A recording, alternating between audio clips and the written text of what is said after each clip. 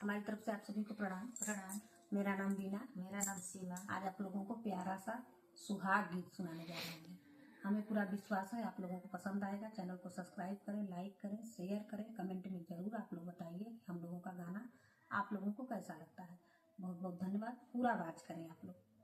आई कहवा से आवला करे मुआ का सगवा करे मुआ का सगवा आई कहवाने सहरिया बेचाई रानी का सोहाग बाड़ई कहवाने सहरिया बेचाई रानी का सोहाग बाई हवा से आवला करे मुआ का ससुराल, जो लड़की की ससुराल रहेगी वहाँ का नाम लिया जाएगा।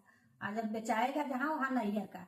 आई हवा से आवला करे मुआ का सगवा करे मुआ का सगवा रे ये सहरिया बेचा आई राजो सोहाग बाड़े रे सहरिया बेचा आई राजो सोहाग आई गलिया के गलिया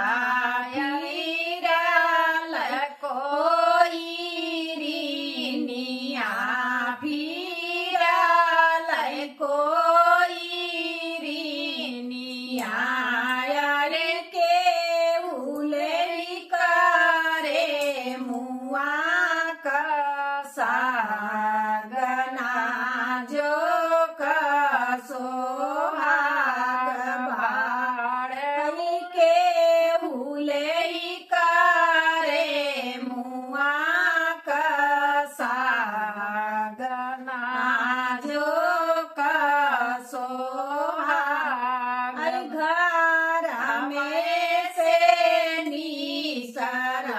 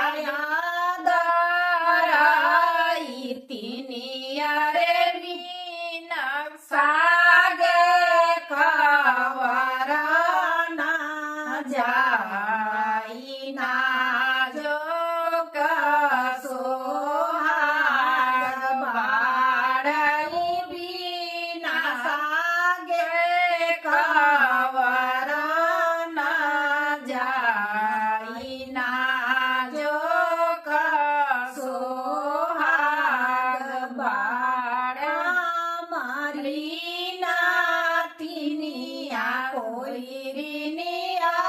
सदूला